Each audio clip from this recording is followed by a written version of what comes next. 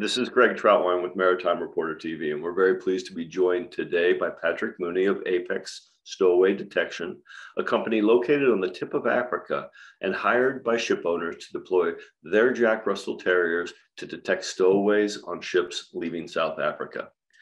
Patrick, I got to tell you, I've been in this business for 30 years, and this is a unique story to me. When and why did you get in this unique end of the maritime business? In brief, prior to me running this business, I was a police officer in South Africa for 20 years. And during my time, I worked in Durban on the east coast of KwaZulu-Natal.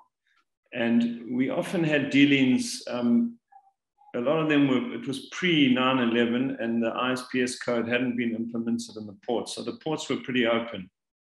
And on occasion, we were called upon to go and remove unwanted individuals that had boarded ships illegally in the port.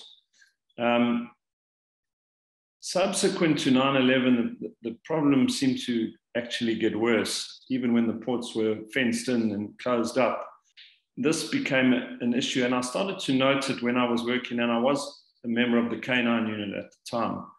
So I decided to try and set up a side hustle, if you want to call it that, at the time. So when I wasn't working, I trained a German Shepherd dog that I had at the time to do more or less what I was doing in the police, to locate suspects. But instead of suspects, it was to locate trespassers on a ship. And I'd never been on a ship at the time. I had to kind of make it up and create environments and old warehouses where it would possibly be like a ship. And, I said it.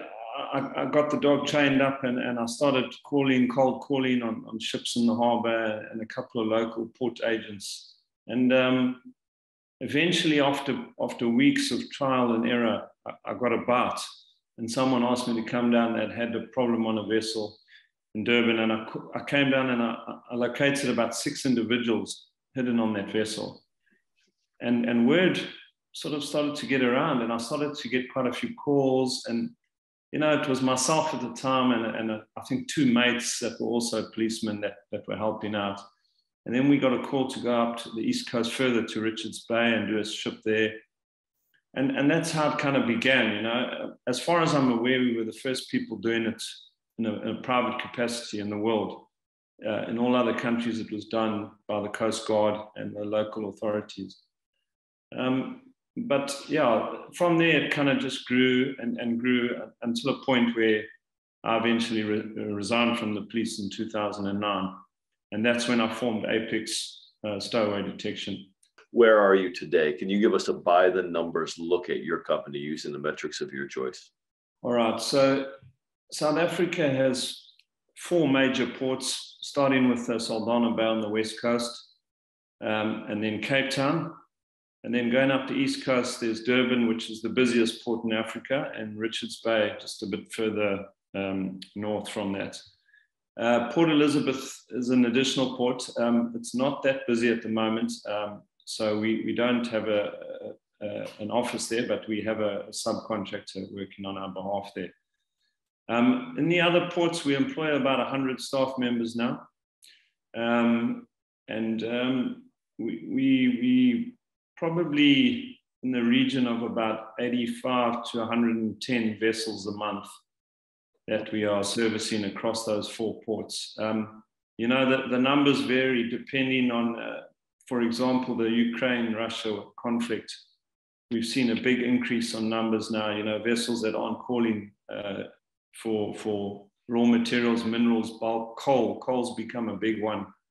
So we've seen in the last couple of months a big increase. So, obviously we're a B2B media, and in the mainstream media or even the maritime business press, you really don't read about the stowaway problem. For my own edification, can you give some overview to how pervasive the problem is, as well as the cost burden it adds to a ship owner's business? Well, let me back it up a bit. So when this problem became apparent, and I'd say that was in the early 2000s, we started to, if we had 1 stowaway in 6 months, it was a big deal.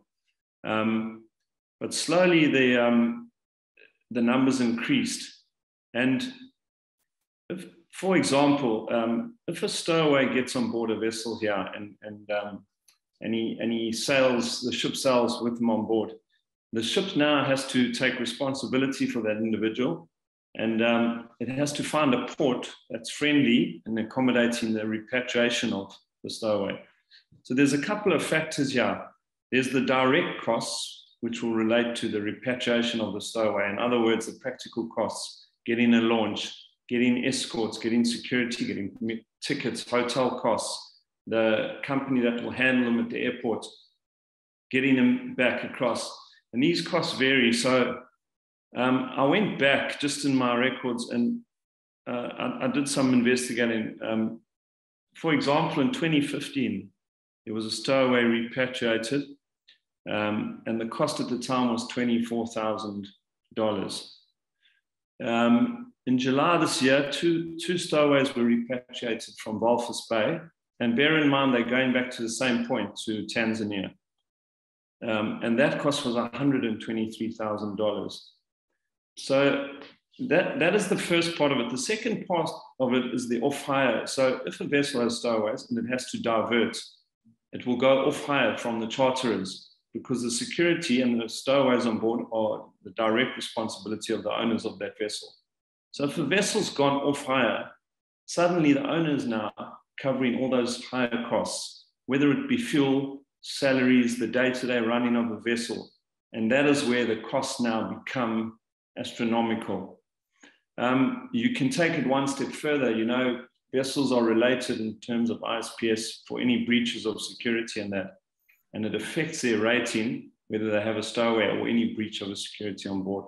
So that affects their ratings. And there are even ports in the world, and I stand corrected, there could be ports in Australia where they will actually not accept, they won't allow a vessel to berth if it has a stowaway on board. So the ramifications, to say they are massive is not been understating the issue. The costs, and there are now, you know, especially we living in a post-COVID world, that the COVID issue during this time with the stowaway on board, it became, I mean, that was like a hot potato. You could not get rid of a stowaway. If you had a stowaway on board, the ramifications were terrible. You couldn't get them off. We've had incidents where stowaways have been on board a vessel for nearly a year. So, I mean, it's a very serious issue for a ship owner. So, you know, can you tell us a little bit more about your dogs, the Jack Russell Terriers? You know, how many do you have, and what is a typical training regimen to get them field ready to board a ship and detect a stowaway? So in the early days, like I mentioned previously, you know, we started out, I'd worked with German Shepherds initially because that's what I worked with in the police, and I was familiar with them. They're intelligent, they're quick learners, and I was familiar with the way we trained them. We obviously had different applications in the police where we were apprehending suspects using canines. So I soon realized using a German Shepherd on board a vessel was just not practical, especially in the tropics where we are. You know, you're looking at below deck heats of close on 50 degrees Celsius. The dog would be overheated within 15 minutes and he couldn't work. Furthermore, we had the issues of getting them into the cargo hatches. So we had made purpose-built harnesses and we were using ropes and carabiners and lowering them down. It was just, when you're under a time constraint, you know, it was just not practical. So did a bit of research. At the time, I had a Jack Russell, and I knew that he was very nuggety and tough, and, you know, also had an English Border Terrier, cross Jack Russell, which was very similar. It's like a wiry-haired breed. And they're very quick learners. They're very tough. They can go long periods without resting. So initially trained the dogs myself. These dogs are really quick learners.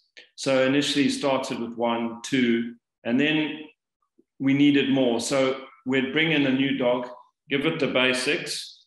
So basically, once we had trained 1 or 2, they were working. And then as the demand increased and the capacity needed to increase, we got more dogs. So I would do the basics with them. Then once they were following a trend of getting searching for a ball or searching for a toy, we would put them on board with the other dogs. They'd fall in with the pack. And within a matter of weeks, I mean, Jack Russell was bred for hunting foxes. They hunted in packs. So it's in their DNA already. So we're just bringing that out. We're just putting it in a slightly different environment and a different application, if you will. These dogs, after a couple of weeks, I mean, we've had a vessel in Richards Bay where the team pulled in. They got the dogs out of the trailer. They put the harnesses on them. As they let them go up the gangway, they just took straight off. They went straight up the superstructure, started barking at an air conditioning duct. We had to get the crew in there with angle grinders, and they cut it open, and there was 2 stowaways in there. So I mean, it's they're so driven. They can't wait. I mean, if they know they're going to work, they get fully amped up. And they're practical. We've got harnesses made for them. They clip on the guys who are doing the search, and they clip on their belts. They can climb up and down ladders into cargo holds. They've got a torch on one side and a Jack Russell on the other hip. I mean, that's it. It's as simple as that. It's not rocket science. But they're just that reliable. They're very reliable. As well as working with ship owners, there's 2 very critical factors, and that is time and money. And I'm sure it depends on the ship size and configuration. But can you give us an overview of how much time it takes for your team to sweep a typical ship and how much it would cost per sweep? So it's a very good question. You know, like you said, it all depends on the type of vessel, but more importantly, not really the vessel, the cargo it's carrying. So I could give you I'd say a rough gauge is roughly between 2 to 3 hours. We have a team generally of about 6 men and about 4 dogs per vessel. If it's a very complicated general cargo vessel, so now we're talking steel coils, granite blocks, which is a common one in Durban specifically, big cargo of vehicles, trucks, etc., locomotives, that can be very time consuming, especially when it's hot. So what we would do then, we would go on board with at least 6 to 8 hours prior to the departure time of that vessel. And we will tell the captain, right, are the stevedores finished in cargo hold 1? We'll put our team in there. Once it's completed, we seal it off. We put seals on the hatches, manholes. We know that's done. We'll move on systematically as they're finishing so that we've got time, because like you say, with ship owners, that ship's finished cargo. They want it off the berth and they want it sailing ASAP.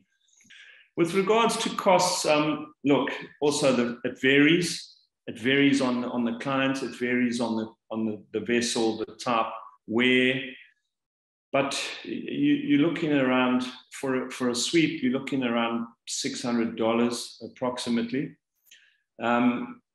Since the onset of COVID, ship owners now, we've had to diversify slightly. They've also requested security guards posted alongside their vessel. You know, South Africa underwent a very hard lockdown. I'm not sure if you're aware of that. And for the first 3 months, I mean, we were literally under the lock. You know, there was no way you could even gain access to a vessel in any port in South Africa. So we had to sort of make alternate arrangements, say deploy security guards alongside these ships to stop stowaways. So subsequent to that, the owners have asked for that to remain in place. Also because we've had changes to our immigration laws, where previously if we found a stowaway on board, they would declare him a trespasser and they would have him removed. They've now put the onus on the ship owner to say, you need to prove that this individual boarded the vessel in the port, whichever port you're in. And unless you've got cameras rolling and CCTV, which is very difficult on a ship, as you can imagine, it's a complex issue. So now we're sort of having a combination of security guards and then a final dog search of the vessel before it sails.